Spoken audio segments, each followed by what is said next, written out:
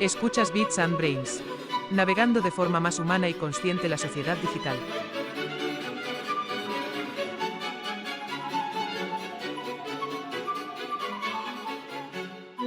¿De verdad que es aún tuyo tu cerebro o ya lo tienes alquilado a Elon Musk? ¿Quién te manipula mejor? ¿Tu jefe o tu feed de TikTok? ¿Hasta dónde sigues al mando con plataformas que dictan reglas usando tus emociones como armas en su guerra por la atención?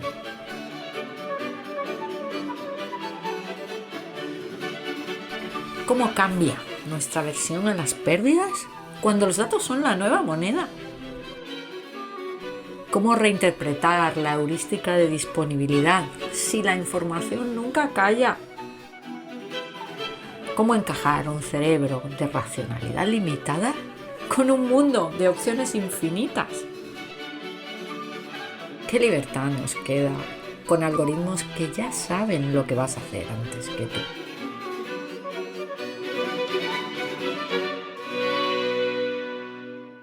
Y es que, ¿acaso tiene todo lo que sabemos sobre conducta una nueva versión digital? Hola, ¿qué tal? Bienvenidos una vez más y ya van unas cuantitas. Bienvenidos a un nuevo episodio de Bits and Brains, el podcast donde analizamos cómo cambian nuestras conductas cuando nuestro entorno se inunda de tecnología hasta el último de sus rincones. Hoy tengo invitada nueva, invitada de lujo. Hoy tengo el placer de tener aquí conmigo a Carmen Menchero de los Ríos. Carmen es licenciada en Historia, es una tía de letras, aunque ya veremos que lo de ser de letras y de ciencias tiene su aquel, porque ese es el tema que quiero tratar hoy. Si este abismo entre las ciencias y las letras tiene algún sentido, a dónde nos está llevando, y si esta desvaloración que hemos hecho de las llamadas ciencias sociales en los últimos años en favor de las llamadas ciencias, digamos, tecnológicas, pues nos está llevando en la buena dirección. Como os decía, Carmen es amiga y compañera. A Carmen no la he conocido en un curso de historia, no la he conocido en una biblioteca, la he conocido en Telefónica. Porque sí, también hay hueco para los de letras en las compañías tecnológicas. Carmen ha sido compañera de escritura en el blog del que ya os he hablado alguna vez, a un clic de las TICs, el blog de los empleados de Telefónica, donde hablábamos de tendencias, hablábamos de impacto de la tecnología, hablábamos de todo menos de producto. Carmen, como os decía, es licenciada en Historia, de hecho hoy es de nuevo, no sé si ha dejado de serlo alguna vez, profesora de Historia en la Universidad Complutense. Carmen estudió biblioteconomía, a ver si lo digo bien, bueno, vamos, que es especialista en gestión documental, y ella, pues viniendo de un mundo donde quizás a priori podamos pensar que la gente se encierra en una esquina y se encierra en un rincón a sacar polvo a las cosas, pues Carmen es una experta en digitalización de patrimonio y ella encontró su hueco en una gran corporación. Fue responsable de contenidos de la intranet y también ha sido jefe de proyecto durante muchos años de la construcción de los sistemas de gestión documental de una gran compañía como es Telefónica. A mí me gusta que Carmen esté hoy aquí porque os he traído muchos ingenieros que se han pasado al lado oscuro, pero todavía no os había traído a ninguna persona que viniera del mundo de las humanidades hacia el mundo de la tecnología. Y fijaros que ahí sí que creo que si bien los ingenieros tenemos nuestro hándicap en bajar hacia el mundo de las humanidades o en acercarnos al mundo de las humanidades, creo honestamente que este hándicap es menor. Y no porque sea menor en realidad, sino porque es menor en nuestras cabezas y creo que hoy es muy grande todavía, o por lo menos es mucho más grande de lo que a mí me gustaría en las personas que vienen desde las ciencias sociales, desde las humanidades, a picar en la mina de la tecnología. Pero bueno, que no me enrollo y que sin más os dejo con la conversación mantenida con Carmen, a quien doy la más calurosa bienvenida a este podcast, buscando en ella el compromiso de que se convierta en una nueva colaboradora habitual. Os dejo con la conversación mantenida con Carmen.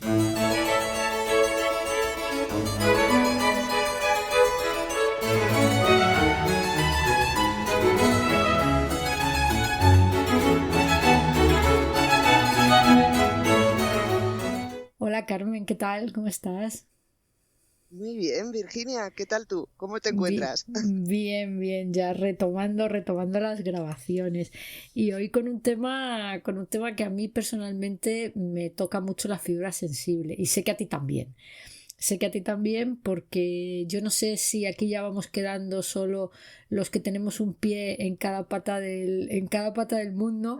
Y bueno, igual que tenemos aquí muchos ingenieros que luego han acabado siendo autodenominándose, como me denomino yo, ingenieros de letras. En tu caso justo es el caso contrario. Tú eres una historiadora y una bibliotecónoma, o como se diga esto, has estudiado biblioteconomía. Vamos, que eres una documentalista que te has pasado al lado oscuro y en vez de meterte en un museo te metiste 25 años, 26 casi, en la Sí, sí. Telefónica, que fue ahí donde nos conocimos. Así que yo lo primero que te quiero preguntar, Carmen, es si esto de ser de ciencias o ser de letras sigue siendo una división tan gorda, ¿no? ¿Esto es un desfase académico o es una fractura emocional?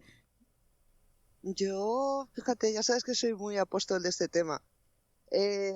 Yo creo Mm. que es un desfase académico, claramente. En el mundo, el blanco y el negro en estado puro no existe. Y, y la realidad es la que es, y vivimos en una sociedad digital, pero las máquinas solas no hacen las cosas por sí mismas. Necesitan un propósito y un sentido.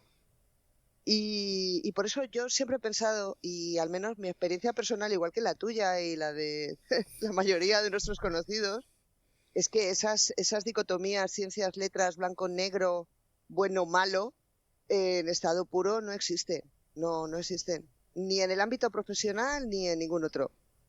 Decías que el mundo no es blanco ni negro, pero lo cierto, Carmen, es que la sociedad o la cultura o como quieras denominarlo lo lleva viendo blanco y negro desde la Edad Media, porque fíjate que he estado mirando y ya el trivium y el quadrivium famoso ya dividían un poco en ciencias y letras, ¿no? Porque el trivium era la gramática, la dialéctica y la retórica, que era la parte como más de lenguaje, más cualitativa, ¿no? Y la parte del quadrivium era la geometría, la aritmética, la astronomía y la música, ¿no? Que es la parte, digamos, más de lo cuantitativo, ¿no?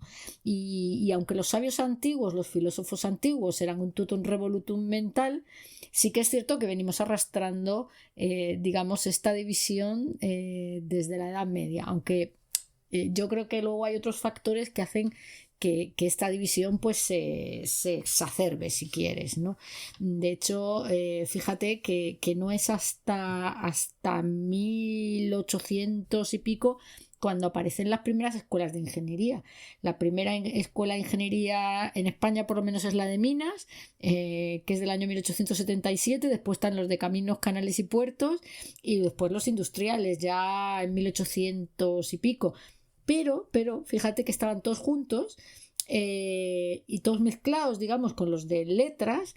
A mí me ha sorprendido saber que la Politécnica de Madrid se constituye en 1971. Es Correcto. digamos, una universidad, o sea, eso ya es lo que hace ya la división total, ¿no? Pero es relativamente moderna, ¿no? Entonces, pues al final resulta que venimos aquí arrastrando desde el colegio aquello de, bueno, desde el instituto, desde nuestra época adolescente, aquello de, oye, ¿tú eres de ciencias o de letras? ¿No? Como si tuviera que haber esa división. De hecho, creo que todos la hemos vivido en primera persona, ¿no? Tú me has comentado muchísimas veces cómo has tenido que explicar, oye, que aquí no hay ni ciencias ni letras, que aunque yo sea historiadora, estoy aquí fenomenal en la Telefónica haciéndome cargo de la gestión de contenidos, que además has pasado por muchas fases, ¿no? Pero bueno, ahí estuviste tú con las primeras intranets y los primeros sistemas de gestión documental. Mm, ¿Todo esto sigue teniendo sentido o esto... O sea, ¿cómo ves ahora mismo? ¿Tú cómo ves desde tu puesto, ¿no? Que ahora mismo estás dando clase en la Complutense de Historia? ¿Tú cómo ves esto? ¿La gente tus alumnos se siguen creyendo muy negados para la ciencia? Sí, y me gusta mucho algo que sueles tú decir con frecuencia, y es que es una cuestión de emociones o de percepciones. Estabas hablando de la evolución en el siglo XIX y demás, de la aparición de las escuelas de ingeniería. Fíjate que yo creo que el dato crítico es el proceso de industrialización y el Sí, sí, sin modelo de duda, sin producción duda. capitalista que tiende a Ujú, especializarte en un tornillo muy concreto, no en el ujú, tornillo de al lado. ujú, Entonces, claro, eso es como se prepara gente que sea productiva en un aspecto muy concreto, sin tener una visión holística. ¿Qué pasa? Que ese panorama económico, productivo, social, cultural, ha cambiado drásticamente en las últimas décadas. Y ahora mismo lo que se pretende es justo lo contrario. Gente que sea mucho más flexible, que sea capaz de que conozca, tenga habilidades tecnológicas, habilidades, conozca determinadas herramientas. Ni siquiera los que sois ingenieros controláis absolutamente todos los aspectos tecnológicos. Se busca que haya ese camino de una orilla a otra, ¿no? Gente de humanidades que tenga habilidades técnicas y gente con un perfil académico muy técnico, pero que tenga conocimientos sobre cuestiones que no tienen nada que ver con ceros y unos, que tienen que ver con propósitos, con objetivos, con áreas de negocio. Bueno, eso desde el punto de vista productivo. Pero claro, estamos condicionados, como tú muy bien decías, por una educación muy castrante. Y yo eso lo he visto mucho en los chicos, en los estudiantes. Ellos, a veces, yo solía siempre en las prácticas, pues incluir algún tipo de actividad que requiriera trabajar con una herramienta. Y eso les dejaba un tanto descolocados, a pesar de ser una generación, decimos tantas veces, de nativos digitales y demás, Me ¿no? río yo de Les las costaba nativos mucho, digitales. pero incluso compañeros, chavales de doctorado, o sea, ya te estoy hablando de gente que ha terminado, que yo les digo, bueno, es que existe este concepto de humanidades digitales, ¿no? Que consiste básicamente, o por lo menos cuando se empieza a utilizar, se está hablando de utilizar herramientas en los procesos de divulgación del conocimiento, pero también en los procesos, por ejemplo, en el caso de la historia, ¿no? En el trabajo historiográfico, en el análisis historiográfico. Cuando yo comento esto en clase, los chavales se quedan, es que es muy difícil manejar esas herramientas. No, no, todas las herramientas se aprenden a usar. Es mucho más difícil aprender a leer y todos lo Pero hacemos. fíjate, Carmen, perdona, que cuando yo comento lo mismo en sentido contrario, por ejemplo, ahora doy muchas clases a analistas de datos, porque como ahora el tema del análisis de datos está como petándolo, pues hay muchas asignaturas o muchos másteres o muchos grados de analistas de datos. Entonces, doy clase en varios sitios a gente que se está preparando para ser para ciencia de datos, ¿no? Y entonces cuando les dices, oye, ¿qué pasa con el relato? Porque vuestros análisis no Claro, servirán para nada si no conseguís que nadie mueva el culo con los datos que estáis presentando, se bloquean.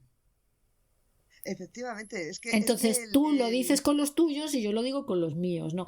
Entonces es cierto que la academia nos tiene separados, es cierto que el mercado parece decir que necesita perfiles mixtos o que tiene cierta predilección por los perfiles mixtos, pero lo cierto es que hay poca vocación de perfil mixto. pero hay poca vocación porque está siendo castrada desde parvulario. Ya se ¿Tú crees que es por necesitamos eso todos o más crees, aprender a sumar o aprender a leer. Carmen, ¿tú crees que es por eso? ¿O no será porque para ser mixto hay que ser viejo? Para ser visto, perdona. Hay que ser viejo. Bueno, hay que empezar a cuestionarse cosas. No, pero yo empecé muy joven a coquetear con el lado oscuro, ¿eh?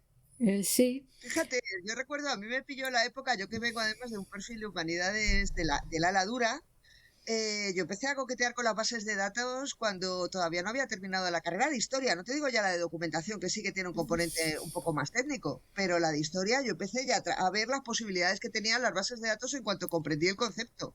Sí, pues no sé yo, pero fíjate que yo todos los perfiles mixtos que conozco son todas personas que han desarrollado su Sí, labor de manera profunda en un área y en un momento dado han sentido un interés desorbitado por el lado que nunca habían tocado, ¿no?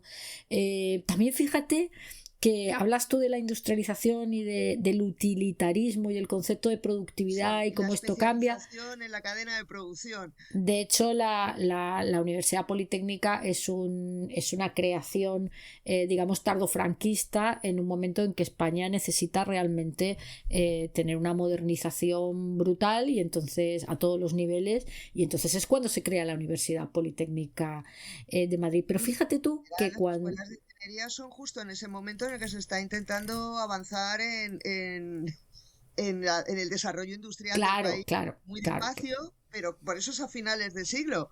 Pero en realidad, si te fijas, hay perfiles científicos, estamos hablando de ingenieros, pero hay otro perfil, el de los médicos, Ujú. que es un perfil científico claro. Y sin embargo, siempre ha tenido una tendencia hacia el humanismo, Pero, históricamente. y fíjate que aun siendo de ciencias, tienen alergia a la tecnología, ¿no? Sí, Entonces, pero y además hay una cosa que a mí me llama mucha atención, ¿no? Cuando nosotros estábamos por ir a la universidad, que la universidad en aquel momento era como un mundo de gente súper culta, ¿no? De los debates de la clave y de comillas. mucho... no, claro, no. O sea, tú cuando estás en COU, que era el COU en aquella época, pues puede ser de ciencias o de letras, pero la universidad es un sitio de gente culta, de gente que piensa, ¿no? Los de filosofía ya son la hostia. Y lo cool era ser de letras, era lo culto, ¿no? Hoy parece Y es como todo que lo lo contrario, cool... y vas a letras si no te gusta estudiar. Además te lo dicen así los profesores de secundaria. Yo me quedé escandalizada, Virginia, en una actividad que organizamos en Telefónica. Pues era precisamente con todos estos experimentos que hacía la Fundación Telefónica con estudiantes de secundaria. Se organizó una actividad para orientar profesionalmente a los chavales, y entonces colaboraban profesores de instituto. Y recuerdo que estaban hablando pues de los grupos de ciencias, los grupos de letras y los grupos mixtos. Pues había una profesora que empezó a hablar de sus estudiantes de letras y dijo que era una gente muy mediocre, que los pobres no daban para más y que realmente no íbamos a poder hacer prácticamente nada con ellos. A lo cual tú comprenderás que yo levanté la mano, le dije que me aterrorizaba el estímulo que estaba facilitando a sus alumnos. Me presento, yo soy de letras puras, durante 21 años he sido jefe de proyecto en TI, y como a diario, y hombre, seguramente soy muy mediocre, pero hombre, la decisión de optar por letras no fue por una cuestión de notas académicas. De hecho, se me daban bastante mejor las matemáticas. Esa es otra, ¿eh? Que esto lo he vivido yo porque tengo una hija que ha hecho la selectividad este año pasado, y el movimiento que ha habido de ciencias a letras, de chavales y chavalas, Huyendo de las matemáticas y caen en de su brazos del quinta, latín. efectivamente, que han huido más que de las matemáticas, de la dificultad, ¿no? Y entonces, bueno, pues huyendo de la dificultad me voy a sociales porque es más fácil, ¿no? Cuando, joder, yo no sé qué es más difícil, pero yo que he estudiado latín, yo no sé si es más difícil la ley de Boyle-Mariot que una buena Por eso te traducción decía, del muchos latín, ¿no? estudiantes huyen de las matemáticas y caen en brazos del latín. Y en cualquier caso, vuelvo al propósito. Claro, los estudiantes piensan eso porque la manera en la que se están impartiendo las asignaturas, las disciplinas de humanidades en este país, es puramente memorístico. Entonces, no, tampoco, eso no es. Os estamos destrozando generaciones de bachilleres en un momento en el que los estudiantes son más receptivos para estimular su mente, para provocarles curiosidad, para provocarles el afán por conocer, por explorar. En ese momento estamos condicionando 2 cursos académicos únicamente a aprobar un examen que además es Ya, absurdo. ya. Entonces estamos cargándonos completamente una etapa que es vital en la formación de un joven, y les estamos imponiendo, les estamos preparando únicamente para aprobar un examen. Entonces, en la parte de Eficiencia letras, nuevamente. se omite cualquier referencia a la comprensión, a Claro. entender por qué estás estudiando historia, qué aporta la historia, qué aporta la literatura, qué aporta la lingüística. ¿Qué aporta la filosofía? Es más, cuestionamos si es realmente necesario dedicar unas horas a estas disciplinas en lugar de dedicar esas horas a aprender más matemáticas o O inglés programación, o robótica, herramientas, o no sé o qué, ¿no? robótica. Entonces, claro, es un despropósito. La culpa no la tienen los muchachos, la culpa la tiene la generación que está generando esos planes de estudio y que, por otra parte, está completamente desconectada de la realidad.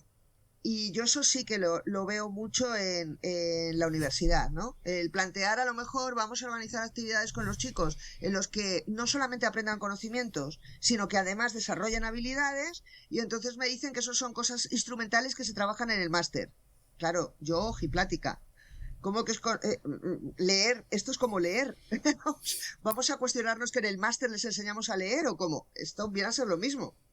Ya, lo que es cierto es que lo que ha pasado de ser lo cool hoy es lo que es de parias. Es decir, cuando Claro, te viene un hijo y efectivamente. te dice quiero estudiar filología clásica, Sí, tú sí, dices, sí. hijo, que te vas a morir de hambre, ¿no? Por mucho que Fíjate. ahora los modelos de lenguaje parezca que necesitan lingüistas, ¿no? ¿A ti te parece que la próxima ola de innovación, quién la va a dominar? ¿El que domina el dato o el que domina el relato?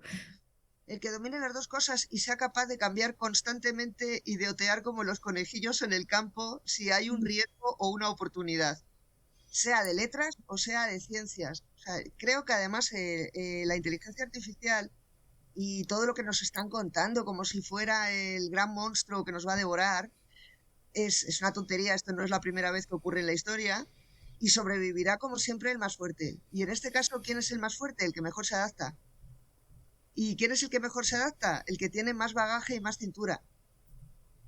El que sabe, el que no se restringe a sí mismo, el que no se limita, el que aprende no solamente a asistir a clase y a especializarse en una disciplina concreta, sino a explorar el perímetro de esa disciplina, no necesariamente cosas relacionadas con lo que está estudiando, pero sí oportunidades donde puede aplicar esa experiencia y ese conocimiento y esas habilidades, que es un tema que sorprendentemente no se habla mucho en los currículum, pero es fundamental. ¿Qué diferencia hay entre un señor de letras y un señor de ciencias? Si es que hay alguna diferencia, aparte de cómo le hayan condicionado. Pues no es que a uno se le dieran bien las matemáticas y a otro se le diera bien la lengua. A lo mejor la diferencia está en las habilidades que es capaz de desarrollar, la capacidad de síntesis, de análisis, de relación. No es un tema únicamente de cálculo mental, por Dios. Bueno, porque las habilidades, Carmen, no se enseñan, las habilidades se enseñan con la Se práctica o aprenden. se aprenden practicando.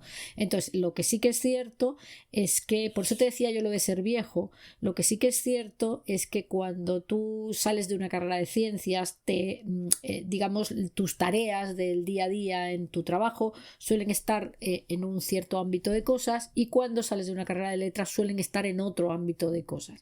Pero como luego la vida se va complicando y cada vez vas asumiendo más responsabilidad y tienes capacidad de participar o de liderar, sea cual sea el rol, proyectos más complejos, los proyectos más complejos van teniendo un poco de todo. Entonces la vida te va llevando por lo que no te llevó cuando saliste de la facultad o de la escuela, ¿no?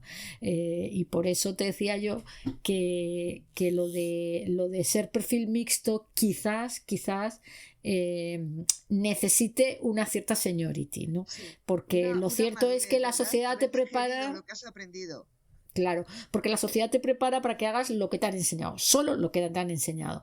Y claro, no se puede enseñar de todo en todos sitios. Entonces dices, bueno, pues cuando salgo, mis tareas y mis habilidades que practico y que pongo en práctica están muy relacionadas con el conocimiento adquirido y según me va viniendo el río de la vida, pues me voy mojando en otros charcos, ¿no? Lo cierto es que yo hoy no sé si el hacer gala de las humanidades es una cosa de resistencia numantina o es una cosa de vanguardia total, ¿eh? Yo tengo mis dudas. Yo me apunto a la vanguardia. Hombre, yo A la también, vanguardia, claro. Yo me también apunto a la porque, vanguardia, pero también te digo que todo depende de las huestes. a ver, Es explícame decir, eso. parte del desprecio cultural que hay en la actualidad hacia estas cuestiones tan poco prácticas, como dicen, como son las disciplinas de humanidades, pues la culpa la tenemos la gente de humanidades, que somos los primeros que no valoramos nuestros conocimientos y que no somos capaces de identificar lo que sabemos hacer más allá de la academia. Y creo que ese es el problema fundamental. Es un problema que tenemos nosotros mismos. No, es que ¿cuáles son las salidas de un señor de historia? ¿Dar clase? Solo dar clase. ¿De un señor de filología? ¿Dar clase? ¿Investigar? No, hay muchísimas más salidas. Bueno, Carmen, yo no sé si es un problema de vosotros mismos, es verdad que, pero también, coño, es que es difícil poner en valor algo que la sociedad te está diciendo todo el tiempo no sirve para nada. Quiero decir, porque ya es que lo de ser culto, pues tampoco parece que sirve. O sea, lo de la productividad y la eficiencia, yo creo que se ha cargado muchas cosas, se está cargando muchas cosas en la sociedad, en algún punto dar la vuelta, y yo creo que la inteligencia artificial es una oportunidad para eso, pero yo también... Joder, pienso que por parte de los tecnólogos también tenemos culpa. Tenemos culpa porque nos encanta hacer creer al mundo que esto es la máquina del hombre blanco, ¿no? Y yo, de hecho, yo me paso al lado oscuro precisamente tratando de explicar a la gente que no venía con un bagaje tecnológico, que no tiene que saber programar en ensamblador y que no tiene ninguna necesidad de saber lo que es un protocolo de redundancia cíclica ni una torre OSI para entender cómo se conecta uno a Internet, y además que las aplicaciones cada vez son más user-friendly, cada vez tienen muchísimos más asistentes. Vamos, lo de las macros en el Office es la maravilla del siglo. Pero luego es que hay un punto más allá, ¿no? Y ahora viene ya la inteligencia artificial. Cuando en algún momento gilipollesco del mundo se discutió si una habilidad digital era saber programar en Python, y había gente que decía que todo el mundo debería saber programar, pues ahora ya me entra la risa. A mí siempre me entró la risa. Lo cierto es que todo el mundo debería saber dar instrucciones, ¿no? Eso sí que es una realidad y yo lo sigo manteniendo, pero eso no tiene nada que ver Eso con es saber tener programar. mente programática. No significa que sepas programar en un lenguaje determinado. Volvemos otra vez a las habilidades y a las destrezas. No es una cuestión de que conozcas una herramienta o un lenguaje. Es una cuestión de que entiendas lo que significa programar y la manera en la que tienes que comunicarte con una máquina. Eso es distinto. Pero eso Carmen, es exactamente igual. Claro, ahora vamos a lo de la inteligencia artificial, pero eso es exactamente lo mismo que entiendas que hacer una excavación arqueológica va de coger un pincelillo y que no puedes ir a coger eso que has visto que está muy chulo más adentro, porque tienes que ir limpiando, documentando, apuntando y haciendo no sé qué, ¿no? Que yo siempre digo, pero ¿por qué no van ahí que saben que está, ¿no? Hay una historia que seguro que la has oído, ¿no? La tumba del emperador Qin Shi Huangdi en Xi'an. Saben perfectamente dónde está la cámara central, pero tienen que ir poco a poco ahí quitando caballos y soldados hasta que y llevan, no sé, yo estuve hace 20 años y todavía no han llegado, ¿no? Entonces yo creo que al final digamos, cada rama del saber tiene sus protocolos, tiene su mentalidad y tiene su mentalidad de aproximación, ¿no? Y también tiene sus servidumbres. Joder, que eso también es así, ¿no? Entonces tú dices, es culpa de los de letras porque no hemos sabido ponernos en valor. Es difícil ponerse en valor en un mundo en el que se está justamente potenciando lo otro y luego además los otros no ayudan. Me refiero a pensar, yo no tengo cabida en este mundo. Claro que la tienes. ¿Cómo no la vas a tener? Mira, hace poco yo hice un curso buenísimo, por cierto, estaba organizado por la UNED, sobre patrimonio digital. Patrimonio digital, bueno, no es patrimonio digital, es tratamiento digital del patrimonio cultural. Y es un curso estupendo, estaba dirigido a gente de documentación, de historia, arqueología, de arte, y se trataba simplemente de técnicas de divulgación del patrimonio y de conservación del patrimonio, pues aprovechando todas las herramientas que tenemos ahora mismo a nuestra disposición y utilizando pues última tecnología. Y mucha gente decía, es que yo no me veo usando esto. ¿Por qué no te vas a ver usando esto si el perfil que están buscando es el tuyo? Este curso no se dirige a ingenieros. ¿Por qué? Porque necesitas tener un expertise y un conocimiento funcional que no tienes si vienes de una disciplina técnica. Entonces, esa convicción es la que falta a lo mejor a mucha gente de humanidades. Y nos faltan los profesores de secundaria con sus estudiantes de letras, faltan los estudiantes de letras cuando dicen, ya, pero es que esta carrera no tiene muchas salidas. Bueno, las salidas las buscas tú. Las salidas no existen por sí mismas, las buscas tú encontrarás tu encaje. Tú vas a ir a la universidad, vas a adquirir una serie de conocimientos, una serie de habilidades y luego las aplicarás en un ámbito directamente relacionado o indirectamente relacionado, que te va a encantar. Claro, esa es otra, ¿no? La de las salidas profesionales y cómo esas supuestas salidas profesionales, que además, fíjate que no nos cansamos de decir que el mundo que tendrá mi hija que está en primero cuando termine la carrera no será el mismo que tiene cuando entró, ¿no? Pero a pesar... Estás haciendo una ingeniería como si estás estudiando filología. Claro, en ninguno de los dos casos, ¿eh? Y tú fíjate que digamos que se estropeó el mercado laboral para los de letras, vamos a decirlo así, andando para andar por casa en los años 80, 90, en todo el momento, digamos, del boom tecnológico. Yo acabé la carrera en el 92 o en el 92 leí el proyecto, pero yo estaba trabajando desde cuarto, ¿no? Porque era el momento Expo, momento Olimpiadas, momento digitalización a tope, ¿no? Aunque hablamos de digitalización desde 2016, pero es cierto que la tecnificación... Perdona que te interrumpa, es que ahí también, ahí se vio el primer punto. La gente que éramos de letras pensamos, uy, no hay salidas para nosotros, falso. Yo empecé a trabajar digitalizando, automatizando catálogos de bibliotecas. Surgieron de repente un montón de oportunidades. Hubo gente que lo vio y gente que no lo vio, pero muchos de nosotros precisamente nos estrenamos en el mercado laboral automatizando esos catálogos. 10 años antes esa oportunidad profesional no existía. Claro. La gente que trabajaba ya en archivos, bibliotecas, ya estaba colocada y el resto no tenían cabida. Sin embargo, la digitalización fue una oportunidad para muchísimos jóvenes que terminábamos en ese momento historia, o filología, o filosofía, o la gente que había empezado a estudiar documentación, porque en aquel momento la carrera de documentación estaba en muy pocas universidades.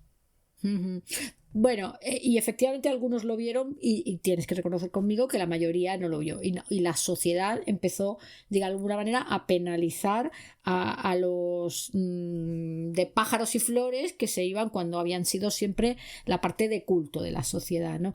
Y en ese sentido, Carmen, yo pienso, cuando la inteligencia artificial no solamente escribe, traduce, corrige y se mete en el mundo de las letras, sino que ya está programando sola, no es una oportunidad para que caigamos todos en el mismo pozo, ¿no? Pues claro, es que yo estoy convencida de ello. Es que es precisamente la gran oportunidad, porque además cuando hablamos de la inteligencia artificial tengo la sensación de que estamos hablando como de algo mágico, como si naciera y fuera como el mismísimo Dios, ¿no? Yo siempre, ya sabes, que utilizo mucho la imagen del Dios Google, que todo lo sabe y todo lo ve. Y hablamos de la inteligencia artificial como si fuera un ente con vida propia. A ver, detrás de la inteligencia artificial hay personas, y la inteligencia artificial es tan tonta o tan lista como las personas que estén detrás.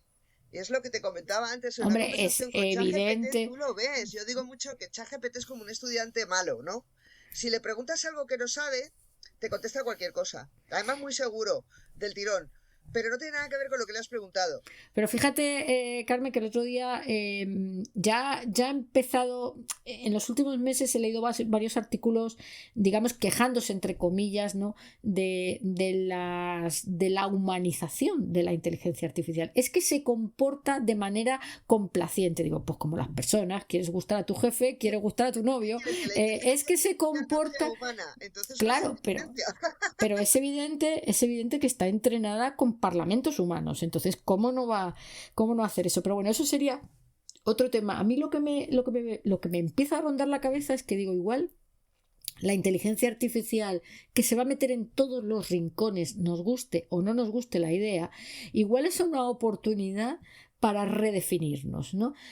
Porque igual ya lo de ser de letras y ser de ciencias, yo tengo un sobrino que no es un tecnólogo, que no ha programado en su vida, ha estudiado Business Administration o algo ADE o algo así, y que se ha puesto a automatizar procesos de compras en una empresa, ¿no? Como todos los de ADE, que es lo que un poco un campo donde muchos trabajan, y que ahí le han soltado la inteligencia artificial y le han dicho, pues esto tienes que programarlo, búscate la vida, y no he visto un programa ni siquiera un flujograma en su vida, y el tío está saliendo adelante, ¿no? Entonces dices, igual la inteligencia artificial generativa, que por un lado se mete en el campo de los de letras y les mueve la silla, ¿no? Le mueve la silla a los traductores, o sea, le mueve la silla a todo el mundo, pero ¿O también les nos la mueve está la moviendo a silla o se la nosotros, ¿no? coloca, Virginia? Bueno, se la mueve o se la coloca, pero el caso es que hace A lo ahí una mejor se la está revolución, ¿no? colocando para que tengan algo que decir.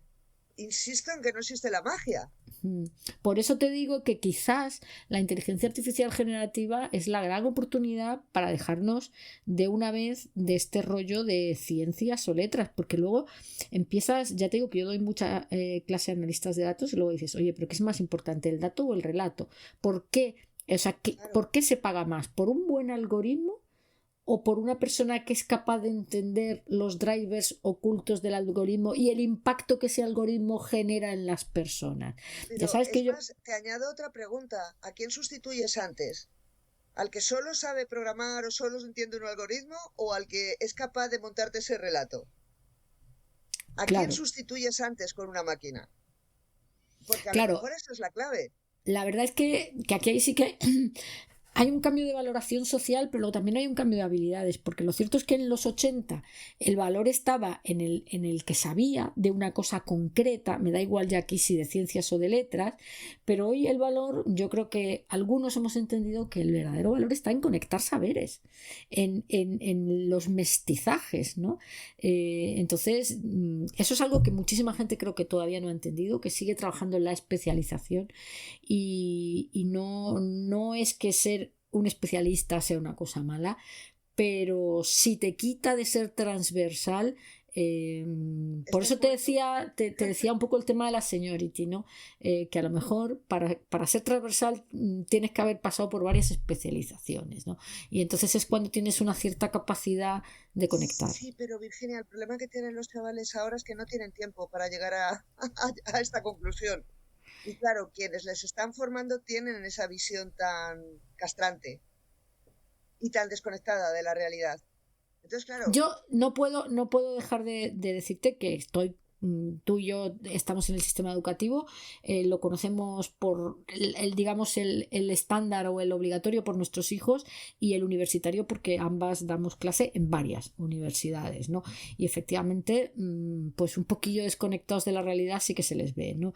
Pero fíjate que estamos todo el tiempo hablando, y estos meses ha estado en boca de todos, que el World Economic Forum ha dicho que en el informe este del Future of Jobs 2025, que aquí lo que hay que el top one es el pensamiento crítico, ¿no? Y entonces dices, joder, ¿y cómo se desarrolla el pensamiento crítico si no es mirando las cosas desde distintos puntos de vista? ¿cómo no se desarrolla Entonces, el ¿qué pensamiento duele más? crítico? Aprendiendo cosas de memoria y entendiendo que cualquier disciplina no científica o no técnica es algo que se memoriza. Por ahí vamos mal, que es como se está enseñando esto en buena medida. Y desde luego por ahí no hay... Luego la idea de pensamiento crítico a mí me llama mucho la atención, ¿no? Porque el pensamiento si no es crítico es doctrina. O sea, el crítico debería sobrar. ¿Y tú no tienes la sensación, Carmen, de que precisamente los tecnólogos estamos cada vez más adoctrinados? Yo esta mañana doy clase de ética digital en un grado y hablábamos sobre la confianza de un profesional o no confianza en un profesional que utiliza la IA, ¿no? Y entonces pues yo les había puesto un ejercicio que consistía en hacerse preguntas alrededor de la confianza de ese sistema. Les había dado unas lecturas, tal cual. Y todos me contaban el mismo rollo. El humano tiene que estar en el último eslabón de la cadena. Y yo decía, bueno, depende, porque a lo mejor en lo de las adjudicaciones de contratos, lo que debería haber en el último eslabón de la cadena es una máquina. Quiero decir, a lo mejor ahí la máquina está muy bien. Digo, no os planteáis en ningún momento, es una herramienta de apoyo que no sustituye la creatividad humana. Digo, perdona, tiene más creatividad que muchísimos de nosotros. O sea, yo ya no hay casi nada que no me atreva a decir que lo hago mejor que la IA. Casi nada. salvo Alguna cosilla me reflexionar, queda, pero la a lo mejor el ironía, valorar si la respuesta es buena o mala. Eso es lo que te queda. bueno, y no siempre, Carmen, porque yo no siempre soy capaz de saber, o el tiempo que tengo que invertir para saber si la IA me lo ha dicho bien o me lo ha dicho mal, pues a lo mejor es como casi como no ser capaz de saberlo, ¿sabes? Pero yo ya no pongo la mano en el fuego por casi nada que no haga mejor. Pero tú oyes estos chicos son de un grupo de analistas de datos que están a punto de salir al mercado laboral joder, van a convivir sí o sí con la IA y más en tareas Es vida analíticas de y tal. trabajo. Y lo que me pasaba esta mañana es que solo oía doctrina. Solo oía doctrina, doctrina tecnológica, ¿vale? Pero doctrina al fin y al cabo, ¿no? Sí, pero fíjate qué peligro. Esa actitud a mí me parece peligrosa. Pero en la otra orilla, la actitud de parte del profesorado es no voy a volver a pedir trabajos porque lo hacen con ChatGPT. Del tirón, ¿eh? Sí, claro. Y no tendrás que enseñarles a usar la IA o te vas a negar a que usen Google. ¿Quieres que te vuelvan a entregar los trabajos escritos Sí, a bueno, mano? O yo sea, creo es que que ese es un debate que muchos ya tenemos superado. Es decir, yo al que me viene con esos rollos es como al padre que me dice que hay que prohibir los móviles. Y dice, mira, o sea, de verdad, cuando tú eres el primero que cuando te vas a un restaurante le has dado la tableta al niño para que te deje en paz, ¿no? Entonces, es que ya es un debate que ya ni me merece la pena tener, ¿sabes? Esto está aquí para quedarse y yo, a mí me y hay que gusta decir que aprender a yo usarlo. solo. No es un enemigo ni un amigo, es una Claro, herramienta. pero efectivamente lo que tú decías de que parece que hay más adoctrinamiento o más capacidad de adoctrinamiento en el mundo de las letras, te digo yo que estoy viendo mucho adoctrinamiento Sí, sí, sí. tecnológico, ¿no? Muchísimo. Y dices, y de gente pues que se supone que tendría los conocimientos suficientes para destripar la tecnología. Aunque dicho sea de paso, no hace falta tener conocimientos técnicos para destripar las cosas que te dicen. O sea, porque yo creo que no hace falta saber, insisto, no hace falta saber lo que es la torreosis para cuando alguien te dice el humano debe estar siempre supervisando, dices, hombre, pues yo creo que hay procesos que todos sabemos que supervisan mejor las máquinas. O sea, yo creo que esto no es discutible, ¿no? Otra Y a cosa mí es me que para gusta. que lo supervise mejor la máquina tienes que tener muchísimo expertise detrás para programar a la máquina de Totalmente de manera que acuerdo, lo supervise totalmente sin de los errores acuerdo. humanos. Totalmente de acuerdo, Carmen. Si yo a lo que iba más es a decir, oye, parece que la memorización y la doctrina Mm, son un terreno abonado en los saberes sociales, si quieres, y no es verdad. No nos estamos no dando es, cuenta del adoctrinamiento tecnológico que estamos recibiendo, que hay, como vamos a tener, ¿cómo es esto del deterioro cognitivo? ¿No? ¿Cómo se llama? Bueno, pues dependerá de cómo la uses las cosas. Sí. Eso sí, la IA nos está generando muchísimo doctrina negativa. claro. Y resulta que ya nadie se acuerda del móvil y del FOMO y de las redes sociales. Esto es como lo de los dolores. Está fenomenal que te duela el dedo gordo del pie porque se te olvida el dolor de barriga, ¿sabes?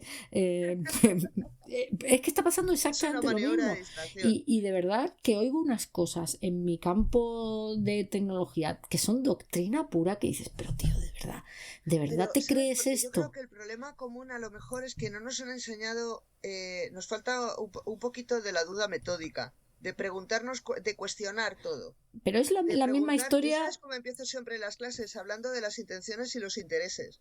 A ver, cuéntame eso.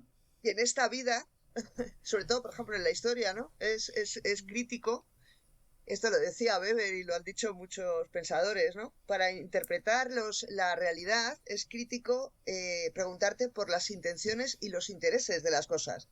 Si estás analizando un episodio histórico, más allá de lo que te cuente, más allá de la narrativa, más allá de los personajes, lo que interesa es pensar, ¿y este proceso de cambio qué intención tiene detrás y a quién beneficia? Esas preguntas, ese cuestionar lo que hay y lo que nos dicen, es lo que echamos en falta, creo que tú y yo compartimos esta idea, a lo mejor en la gente joven y en general también en mucha gente de nuestra edad, no es tampoco una cuestión generacional. Vamos a decir en general en la gente, y si bien es cierto que en temas más, vamos a llamarlos de letras, que no me gusta nada esa expresión, pero bueno, vamos a entendernos así, parece como que está asumido que la historia se tergiversa, digamos, a gusto, que la tecnología también. efectivamente. Lo que no tenemos asumido es que la tecnología se tergiversa más todavía. ¿Por qué se tergiversa más todavía? Primero, porque hay más intereses detrás y tú me has abierto los ojos a esto, a esta pieza del puzzle, pero luego es que como la vemos más objetiva, nos creemos, esta es la dicotomía entre las palabras y los números, nos creemos que los números no mienten, los números, yo siempre he dicho que se miente mejor con un Excel que con un Word o con un PowerPoint, porque los números tienen hacen una especie de magia en nuestro cerebro, bueno, magia no, esto está súper estudiado, que hace que nos los creamos, ¿no? Y ahora que tenemos además tanto rollito con el tema de la incertidumbre, que es otra cosa que a mí me trae hablando sola, porque es que el contexto es más incierto que nunca. Digo, perdón, tú te levantas por la mañana y sabes que te va a sonar, te acuestas por la noche sabiendo que te va a sonar el despertador, te levantas por la mañana sabiendo que va a salir agua calentita para que te laves la cara, después abres la nevera y sabes que vas a desayunar. Esto la gente de la Edad Media no lo sabía, entonces no me toque los moños con la incertidumbre, porque eso es otra mierda que nos hemos creído. Bueno, no se deben decir palabrotas en los podcasts, pero es que este tema me saca en mis casillas. Lo vamos a dejar aparte porque me saca en mis casillas. Oye, voy a abrir otro melón contigo. El tema, tú sabes que yo hace años que digo que yo en 35 años de vida profesional solo he aprendido una cosa, y es que ninguna herramienta garantiza el éxito de ningún proyecto, que son siempre las emociones con las que nos acercamos a esas herramientas o que el acercamiento nos genera, que repetidamente nos generan unos sentimientos, y es lo que hace que las abrazamos como si no hubiera un mañana, y aquí tenemos a las redes sociales, o salimos despavoridos en dirección contraria, por muy maravillosas y muy eficientes que sean, ¿no? Y creo que tú y yo, que empezamos a trabajar con tecnología hace muchos años, hemos vivido casos, y esto lo hemos visto en nuestra casa, de desarrollos cojonudos de miles de millones de euros, con un I+D detrás brutal, que han acabado en agua de borrajas, ¿no? Y no vamos a decir nombres de proyectos, pero los tenemos todos en la cabeza. Yo hace tiempo que defiendo una digitalización que yo me inventé ese nombre de tecnoemocional, ¿no? La podemos llamar como quieras, pero aquí mi pregunta es si puede existir una verdadera digitalización que conduzca al bienestar de la sociedad, si esa digitalización no tiene alma, y si esa alma se la podemos dar sin mirar o sin tener en nuestra cabeza el saber que las humanidades nos han puesto encima de la mesa y que hoy estamos dejando un poco de lado, ¿no? Claro, es que el alma es lo que nos hace humanos, además. Y es lo que nos diferencia, ¿no?, del resto de los bichos de la creación. Pensando en lo que acabas de decir, es que creo que tienes muchísima razón, porque efectivamente, no solamente una cuestión de emociones, también es esto que llamaban de gestión del cambio, de conectar lo que hablábamos antes, del propósito y el sentido, ¿no? Tú puedes tener una herramienta buenísima, pero buenísima ¿para qué y para quién? Porque a lo mejor está desacoplado el público objetivo de esa herramienta con la utilidad de la herramienta, y a lo mejor por la simple cuestión de que no has escuchado a los usuarios a los que estás dirigiendo esa tecnología. Y eso sí es que ocurre muchísimas veces. La gente percibe la tecnología como una amenaza porque no tiene claro para qué le va a ayudar, y a lo mejor porque tampoco esa tecnología ha sido diseñada pensando en solucionar un problema real de los que tiene esa persona en concreto. En otro colectivo a lo mejor sería muy útil, pero se dirige a lo mejor a un público que no es el que necesita, no es esa la solución que necesita. ¿Tú crees, Carmen, que es una cuestión más de falta de haber acertado con la solución o de solucionar un problema concreto? ¿O es más una cuestión de no haber entendido que la solución de ese problema concreto remueve tus emociones, tu estatus y tu configuración, y que, mira, me solucionarás el problema, pero no me compensa porque pierdo esto, lo otro, o porque le tengo esta serie de emociones negativas? Porque se habla mucho de buscar la solución, ¿no? ¿no? Buscas solucionar un problema concreto que sea real y triunfarás, ¿no? Y ahora esto, los que aparte de la tecnología llevamos años en el mundo del negocio y ahora estamos trabajando también en la reconfiguración y ayudando a profesionales a reconfigurar su propuesta de valor, por decirlo así, ¿no? O a rediseñar un poco su carrera profesional, dices, joder, es que hay una obsesión con la solución, una obsesión con la efectividad, una obsesión con la utilidad, pero yo cada vez estoy más convencida de que todo eso se queda a un lado cuando los hígados te dicen que no. Cuando no hay cambio, ¿no? No, Cuando no ayuda a transformar. cuando el cambio te toca la fibra sensible y no te la toca para bien. A mí me llama muchísimo la atención desde hace muchos años la cantidad de dinero que dedican las empresas a la experiencia de usuario y a tratar de comprender al cliente. Pero hay muy poca gestión emocional detrás de eso. O sea, solo quiero que tengas la emoción que me interesa a mí, que es que compres compulsivamente, que scrollees compulsivamente o que estés ahí 200 millones de horas, ¿no? Y el resto de emociones que eso genera no las estoy traccionando. Y eso en el fondo es pan para hoy y hambre para mañana. Porque yo creo que todos los humanos, cuando nos damos cuenta de que estamos siendo utilizados, al final rompemos la baraja. Claro, resistes. Rompes la baraja y dices, mira, te vas a ir a tomar por saco porque a mí no me chulea ni Cristo, ¿no? Y esto es algo profundamente humano, ¿no? Yo no sé, ¿tú crees que en este punto la revolución digital, la sociedad digital o como la queramos llamar, este contexto tecnológico todavía puede humanizarse o ya hemos perdido el tren? ¿O habría que romperlo entero y hacerlo? Yo creo que mientras hay vida hay esperanza, ¿no? No somos los últimos románticos los que creemos en el humanismo digital, porque yo me siento un poco la aldea gala. Pero no creo que sea una cuestión de romanticismo, no, estoy convencida, mientras hay vida hay esperanza y el tema es quién va a los mandos, ese es el problema. ¿Quién está a los mandos de todo esto? Claro, porque el que está a los mandos de todo esto, precisamente yo creo que poco les interesa que abramos la mente, ¿no? Y vamos a llamarlo... Humanos que se comporten como autómatas y autómatas que funcionen mejor que los humanos. Porque es mucho más efectivo para ellos. Pero tú fíjate, Carmen, que ¿quién tiene más poder hoy? ¿El que programa algoritmos o hace desarrollos o el que entiende las emociones de los que las usan?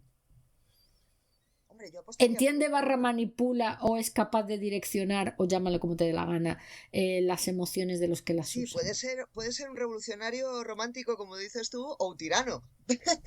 Evidentemente. Si es que al final... que separa una cosa de otra es muy fina. Claro. Es que al final muchas veces tú analizas la historia, esto sabes tú más que yo, y dices, pero ¿cómo se permitió a este tipo hacer esto, no? Y yo creo que podemos poner un ejemplo que podemos criticar sin miedo, porque tal, que es Hitler. Dices, ¿cómo consigue este tío que pasen estas cosas, no? Porque dices, ¿y todos estos no pensaban? ¿O todos estos estaban tan acojonados, no? Pues dices, pues no, es que realmente el que se lleva el gato al agua es el que mueve. A lo mejor se creyeron que era un revolucionario. A mí, yo no sé, me queda la duda, pero lo que sí que está claro es que efectivamente hoy, hay gente que lo llama el tecnofeudalismo, ¿no? Pero lo cierto es que estamos en manos de 10, 12, 20, no sé, N, siendo N un número natural discreto, no demasiado cerca de infinito, de personas pues que realmente yo creo que más que entender los algoritmos están entendiendo muy bien lo que hace que la gente mueva el culo, ¿no? Y sin resistencia, además. Claro, ahí la duda es, ¿las humanidades nos ayudarían a oponer resistencia? O porque a mí me encanta esta frase, vamos, yo creo que tú también serás fan de esta, de que el que ha olvidado su historia está condenado a repetirla, ¿no? Y ahora que hablamos de polarización, ahora que hablamos de manipulación política, de hecho el otro día leía por ahí un artículo que decía, la IA es muy convincente, la IA es muy manipuladora, pero donde manipula de vicio es en cuestiones ideológicas, ¿no? Y dices, y efectivamente todo esto sí nos preocupa, sí, la polarización, oh, qué horror, qué mala cosa, las cámaras de eco, pero yo no veo a nadie manifestándose en la castellana, ¿no? Hombre, es que no es tanto las humanidades como los humanos, ¿no? Al fin y al cabo, las humanidades es la ciencia que nos estudia. Si recordamos que somos humanos y todo lo que significa, y recordamos que el pensamiento tiene que ser crítico, porque si no es crítico no es pensamiento, y para eso prestamos atención a cuestiones que no son directamente prácticas, pero que nos explican de dónde venimos, a dónde vamos. Pero espera, que no son A lo directamente mejor tenemos prácticas. alguna salvación si recuperamos nuestra parte humana y no autómata. Pero Porque a lo Carl, mejor el problema es dice, que estamos todos caminando hacia una reconversión, que nos estamos convirtiendo todos en emulaciones malas de un robot. pues yo no lo sé, Carmen, pero has dicho una cosa que para mí es la clave, práctica. ¿Qué coño es práctico? O sea, lo que es práctico hoy, a lo mejor no es práctico mañana y a lo mejor estamos equivocando el concepto de practicidad. Es decir, ¿práctico para qué? ¿Para poner un hashtag en un currículum y que te den un trabajo mañana? Pues para eso es muy práctico ponerlo de data driven, no sé qué, no sé cuántos, pero realmente para entender... pero mira, incluso voy a la parte tecnológica, o sea, para diseñar hoy una buena página web, y tú sabes que yo últimamente en los últimos años me he acercado muchísimo al área de lo que se llama la economía de conducta o la ciencia del comportamiento, como le quieras llamar, ¿no? Todo el tema de los sesgos, cómo funcionan nuestras cabezas, qué atajos mentales tenemos y tal, y dices, joder, macho. Tengo aquí libros de influencia online, que hay uno que se llama Influencia Online, que dices, estos tíos no hubieran podido hacer esto si no supieran de comportamiento humano, ¿no? Y ahora que tú sabes de comportamiento humano, pues también lo vas a utilizar. Dices, lo voy a utilizar para lo que yo creo que es el bien, que es decir, para direccionar los cambios y también para alertar a la gente de cómo está siendo de alguna manera manipulada por la tecnología, ¿no? Y entonces dices, eso jamás hubiera salido de analizar un sistema informático, ¿no? Dices, y eso es práctico, eso es tremendamente práctico. Joder, es tremendamente práctico. Entonces, creo que quizás el problema esté en la idea de practicidad o en la idea de utilidad, que además es tan variable, O sea, mañana se levanta el señor Jeff Bezos, por decir algo, y dice que necesita expertos en, yo qué sé qué, en antropología para diseñar sus nuevos productos, del esquema de delivery de los productos frescos, y se llenan las facultades al día siguiente.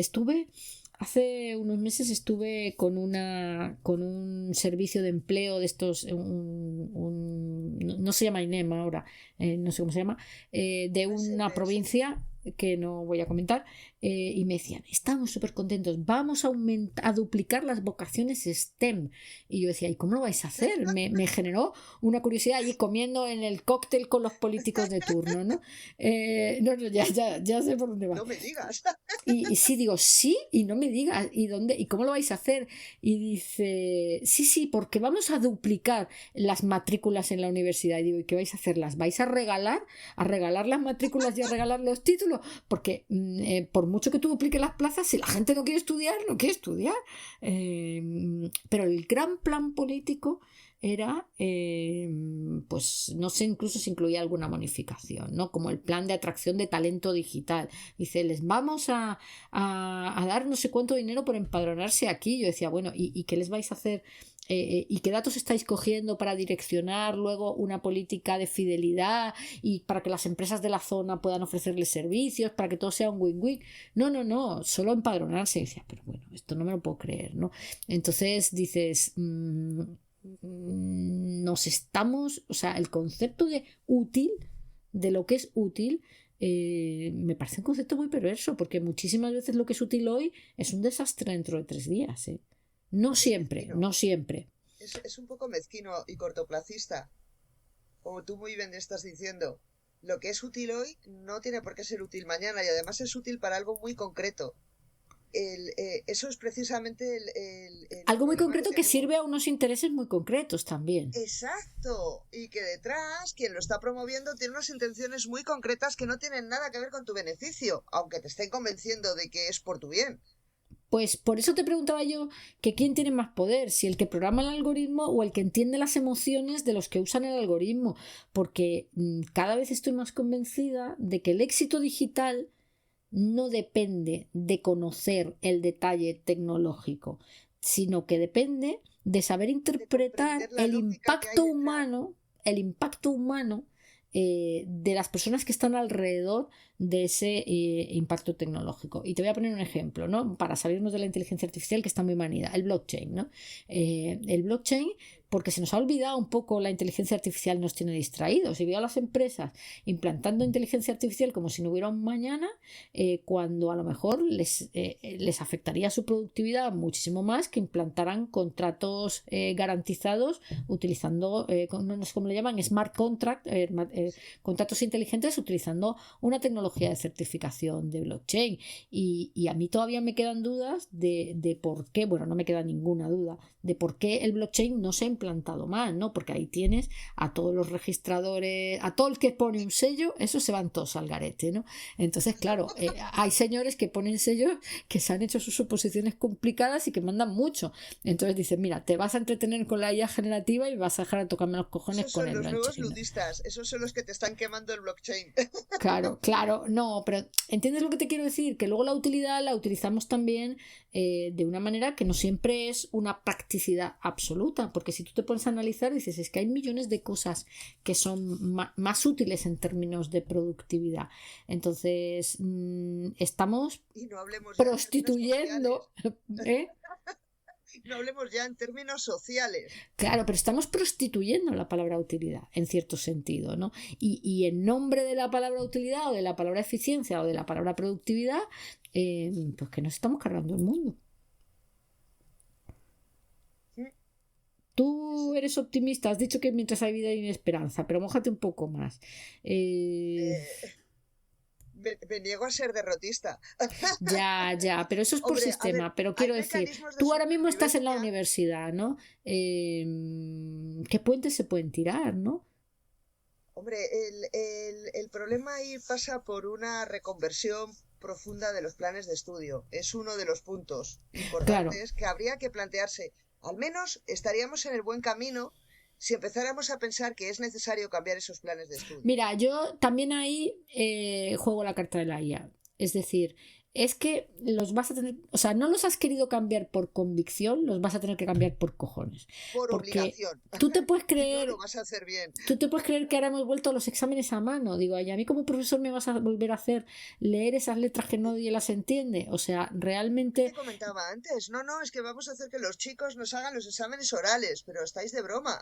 claro, o sea, claro, o sea, ¿Queréis tapar el sol con un dedo o cómo? claro, entonces dices, todo el tema de la evaluación y de la presentación de trabajos, porque además ahora se llevan la evaluación por competencias, entonces va todo de presentar trabajos, al final la IA está generando tal disrupción que vas a tener que tirarlo todo y volverlo a hacer, ¿no? Claro, pero es que ahí a lo mejor tendrían que pararse todos y pensar, a ver, ¿qué queremos evaluar? ¿Qué es lo que queremos transmitir? ¿Qué es lo que queremos que aprendan? ¿Qué necesitan aprender? Todo ese tipo de preguntas a lo mejor son previas a plantearte si tienen sentido los trabajos, a mano o en ordenador, si permitimos usar el chat GPT. Hombre, a lo mejor tendrías que ir al origen de las cosas. Mi disciplina, ¿cuáles son sus límites? ¿Qué es lo que quiero enseñar? ¿Tengo límites? ¿Cómo quiero que salgan formados estos chicos cuando terminen estos estudios? ¿Dónde creo que tienen cabida? ¿O para qué quiero prepararlos? Claro, Pero yo si creo que solo queremos formar eruditos y no queremos formar ciudadanos, a lo mejor hemos perdido el norte de que lo que necesitamos formar en cualquier nivel educativo son ciudadanos. La palabra ciudadano es una cosa muy seria. Porque lo del pensamiento crítico lo lleva puesto. Ya, ya. De hecho, fíjate que ya hemos hablado antes de pasada del mito de la incertidumbre, ¿no? Y lo cierto es pues que el tema es todo, el tema, digamos, tecnológico, en principio era una cosa más tangible, pero luego nos ha rodeado un contexto que nos ha destrozado algunos límites mentales y que estamos mal interpretando como incertidumbre. Yo ya te digo que yo creo que no es incertidumbre, solo que estamos mal interpretándolo, pues porque se nos han caído los límites espaciotemporales y nuestro cerebro está un poco borracho, ¿no? Pero dices, incluso en ese contexto, la primera pregunta sería ¿qué mentalidad te deja más preparado para el futuro? Si la del que está buscando la exactitud y que las cosas funcionen como un reloj el de que es capaz de interpretar y de vivir mejor, no de sobrevivir, incluso de disfrutar de la ambigüedad, ¿no? De observar la realidad y de pensar sobre la realidad y de interpretarla sin necesidad de mirar su referente. Quiero decir, mirar quién me va a decir no, y sobre todo la observación pura por la contemplación y por el desarrollo del pensamiento, sin decir yo es que estoy observando para sacar los datos para hacer no sé qué cosa, ¿no? Sin una utilidad inmediata, que es cuando hay conocimiento de verdad, cuando observas y reflexionas, no para un fin concreto. Tampoco me parece mal que el conocimiento tenga un fin concreto. Quiero decir, ahora me estoy justo leyendo un libro que se llama La inutilidad de lo inútil. ¿Cómo es? La utilidad de lo inútil. A ver, ¿cómo es? La utilidad de lo inútil, que lo tengo aquí encima de la mesa, que se ha pasado al otro extremo, ¿no? A glorificar un poco lo que no tiene una utilidad práctica, como si eso fuera mejor que lo otro. Y yo también me rebelo un poco contra este rollo. Y dices, no, es que no es mejor que sea útil que no sea útil. De hecho, parece que ahora la música, las artes, o sea, eso se ha pasado al otro extremo, ¿no?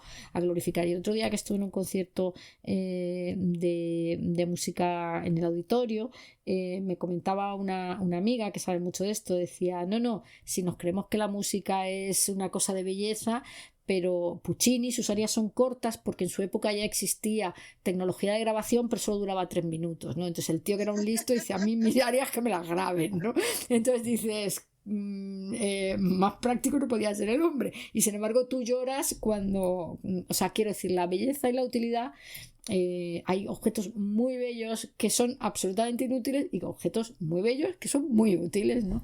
Entonces a mí me parece que estamos un poco confundiendo las cosas, pero desde luego si esto sirve para algo, a mí me gustaría que sirviera para que la gente no tenga esa división tan rotunda, ¿no? Entre la utilidad y la no utilidad, o entre los saberes de ciencias y de letras. ¿Para qué te gustaría que sirviera a ti esta conversación si alguien la escucha? Pues para que la gente se sintiera más libre, fíjate lo que te digo. Más libre. Hay una pregunta que te hacen muchas veces los estudiantes, ¿no? Algunos que están muy agobiados porque no me va a dar tiempo a terminar a estudiar para los parciales y me he metido en un grupo de teatro, y entonces te vienen como si fuera su confesora o su madre, no sé muy bien, y te dicen, ¿usted cree que debería dejar el teatro? Digo, no. ¿Por qué vas a dejar el teatro? ¿Te gusta el teatro? Mucho. Entonces no se te ocurra dejarlo. Todo te va a enriquecer. En la vida todo enriquece. Lo único que no suma es lo que no haces. Eso lo dices tú mucho, y yo creo, Carmen, que con eso me voy a quedar. Con que lo único... Lo digo mucho porque yo lo practico mucho. O sea, lo único que no suma es lo que no haces. En lo que hagas, unas veces te saldrá bien, otras veces te saldrá mal, otras veces no es que te salga ni bien ni mal, simplemente no te sale como tú esperas.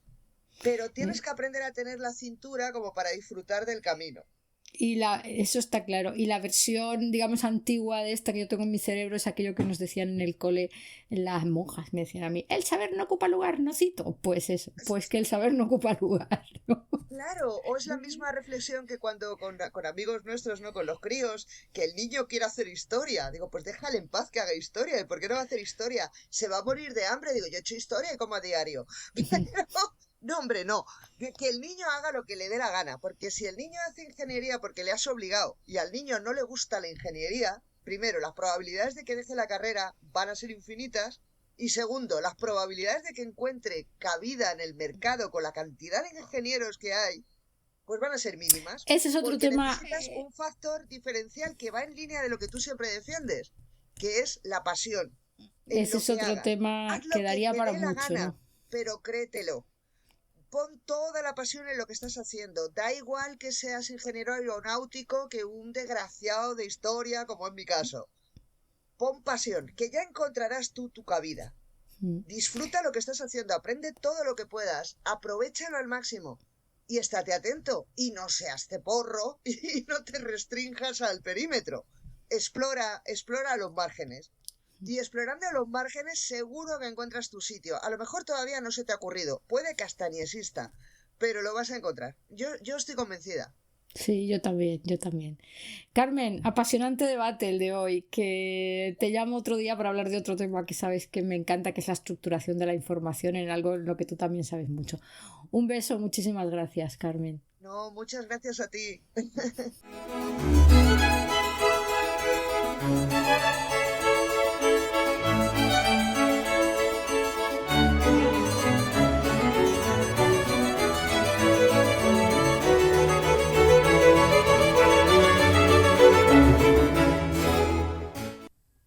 Bueno, pues yo de esta conversación que da un juego infinito para que, bueno, o por lo menos a mí me da un juego infinito porque es un tema que me apasiona, me voy a quedar con algunas cosas. Me voy a quedar, en primer lugar, con lo mucho que nos marca en este tema de dividir las aguas el sistema educativo.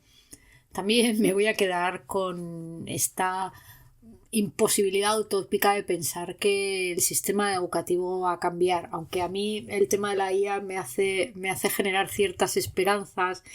Pues bueno, también es cierto que bueno, cambiar algo que venimos arrastrando, como hemos visto desde la Edad Media o incluso antes, pues quizás se antoje una tarea un poco titánica, ¿no? Me voy a quedar con cosas que me parecen en ese sentido más significativas porque dependen más de comportamientos y de actitudes individuales. Y ya sabéis que yo soy de las que pienso que pues un poco esto de no esperes lo que el mundo puede hacer por ti, mira a ver lo que puedes hacer tú por el mundo, ¿no? Así que me voy a quedar con el tema de la responsabilidad que tenemos todos y cada uno de los profesionales, los de ciencias y los de letras, y mira que me jode esto de seguir hablando en bandos, pero es que lo que hay, negar la realidad no ayuda a gestionarla, de poner en valor nuestra profesión. Carmen decía, es que los de letras no ponemos en valor nuestro conocimiento. Bueno, pues aquí también los de ciencias tenemos un debe, no solo por poner en valor lo suyo, sino también por no dejar que nos metan en bandos y que sobre todo nos metan en la balanza de qué vale más, ¿no? Si un algoritmo o la emoción que genera o que siente una persona que utiliza el algoritmo. Me quedo